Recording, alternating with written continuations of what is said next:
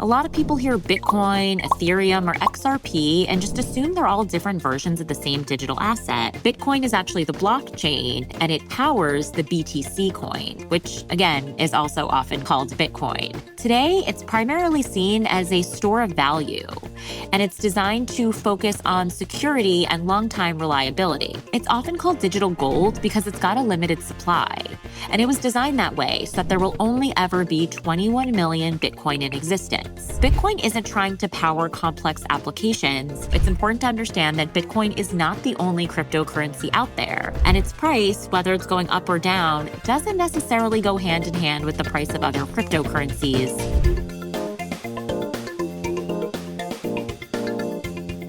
Hi everyone, welcome back to a new episode of Crypto Explained, the show where we break down crypto in a way that's actually clear, practical, and useful. I hope you can all agree. So in today's episode, we're going to walk through one of the biggest misunderstandings about crypto, which is the idea that all cryptocurrencies are basically the same thing. Let's be honest, we've all heard this and probably even thought this ourselves. So today we're going to clear up that misconception. A lot of people hear Bitcoin, Ethereum, or XRP and just assume they're all different versions of the same digital asset, but that's not actually how crypto works. Most major cryptocurrencies are built on top of their own blockchain, and each of these blockchains are designed for a really specific purpose. Think about blockchains like train tracks and cryptocurrencies like the train cars that run on top of those tracks. Not all are the same. Many are actually used for different things. So saying all cryptocurrency is the same is sort of like saying that a freight train, a passenger train, or a cattle car are all the same because they're all trains.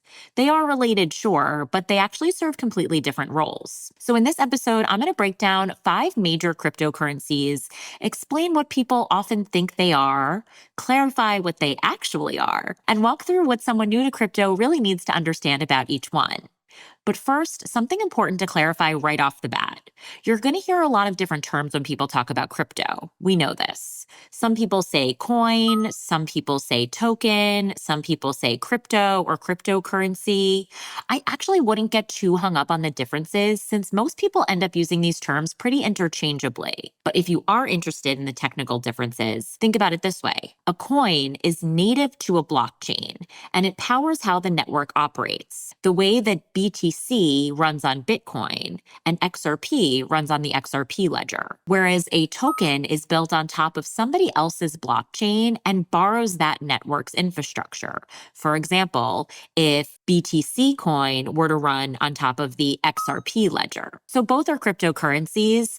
Very slight nuances that I want to make sure we all understand as we're getting up to speed and navigating the crypto world. But let's quickly dive into some of the most popular cryptocurrencies and give you an easy way to remember each. Let's get into the most popular one, which is Bitcoin. Bitcoin is actually the blockchain, and it powers the BTC coin, which again is also often called Bitcoin. Not confusing at all, right? Some people might write Bitcoin off as a speculative asset or just a way to get rich quick.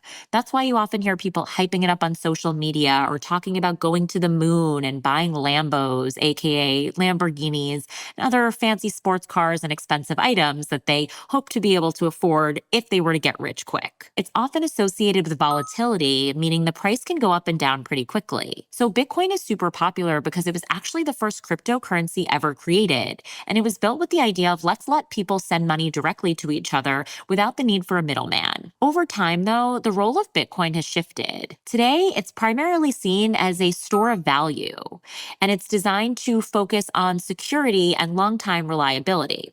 It's often called digital gold because it's got a limited supply, and it was designed that way so that there will only ever be 21 million Bitcoin in existence. No person, company, or even government can create more. So Bitcoin isn't trying to power complex applications. Its core strength is really that it's popular and that it's finite. If you're new to crypto, it's important to understand that Bitcoin is not the only cryptocurrency out there, and its price, whether it's going up or down, doesn't necessarily go hand in hand with the price of other cryptocurrencies, which I know can be pretty confusing, especially if you follow what's going on in the headlines as well as on social media, where a lot of folks think that the price of Bitcoin is an indicator of the health of the entire crypto market. Now let's talk about the XRP ledger blockchain, which powers the XRP coin. So if Bitcoin's about holding value, then XRP ledger, or XRPL, is about moving value. So XRPL was built to move money quickly and efficiently, especially across borders. Traditional international payments can take days and make multiple stops along the way, each adding costs and delays. But XRPL allows transactions to settle in just a few seconds with minimal fees, no matter where in the world the money is coming from or going to. So XRP can act as a bridge between currencies, making it easier to move value globally without relying on multiple banks around the world. Beyond payments, XRPL also supports tokenization, decentralized exchange functionality, and the issuance of digital assets directly on the network. Let's take a quick second to define what all of that actually means. So you probably know this by now from listening to the podcast, but as a quick refresher, tokenization means turning real-world things like money, property, or other assets into digital versions that can be used and traded online. Decentralized exchange functionality is a way for people to buy, sell, and swap crypto directly without needing a middleman or company to do it for them. And the issuance of digital assets directly on the network is basically when you create and launch new digital currencies or assets on a blockchain without needing to go to a whole separate platform. XRPL's design prioritizes speed, low cost, and energy efficiency, which makes it really appealing to financial institutions and developers that are building payment and financial tools. So for someone who's new to crypto, think about XRPL as a payments-focused network. Its main strength is its speed and efficiency in transferring value anywhere in the world. Now onto Ethereum blockchain, which powers the ETH or ETH coin. So many people conflate Ethereum with NFTs. Ethereum actually made smart contracts practical. And if you don't know what smart contracts are yet, don't worry. Just make sure to listen to episode 12 of our podcast for a full breakdown. But essentially, a smart contract is just a program on a blockchain that automatically follows and executes rules written in code when it's used. This allows Ethereum to function as a programmable network and not just a way to send money. So because of this, Ethereum supports a wide range of applications. It powers tools for borrowing, lending, and trading, enables digital ownership through NFTs, and supports decentralized apps. Thousands of applications run on Ethereum today, and its native coin ETH is used to pay for its activity across the network. Ethereum is not just a currency, it's a platform. It's helpful to think about Ethereum as infrastructure for building applications rather than a digital asset. ETH is used to pay for activity on that network, and understanding Ethereum helps you understand how crypto extends beyond money into software, ownership, and other digital systems. Moving on to Solana blockchain, which powers the SOL or SOL coin. So Solana is often seen as an alternative to Ethereum or as a network mainly associated with trends like meme coins. But Solana is actually a smart contract blockchain similar to Ethereum, designed with a really strong focus on speed and lower transaction costs. It's built to handle volumes of transactions without slowing down, which makes it really appealing for consumer-facing applications. Solana's become a hub for NFT marketplaces, gaming platforms, social tools, and emerging payment systems. Its native coin SOL is used for transaction fees and for securing the network through staking. And as a reminder, staking basically just means helping the network by agreeing not to use your crypto for a period of time and earning more of that crypto as a reward. So Solana represents a newer generation of blockchains that are focused on usability and scale. This is often where developers experiment with products designed for everyday users because of its speed and low cost. Now let's talk about the Cardano blockchain, which powers the ADA coin. Cardano is sometimes viewed as slow-moving or overly academic compared to other networks. But in reality, Cardano actually just takes a really research-driven approach to building blockchain technology. Any changes to the network are developed through academic research and peer-reviewed, similar to how scientists' work is validated before it's published.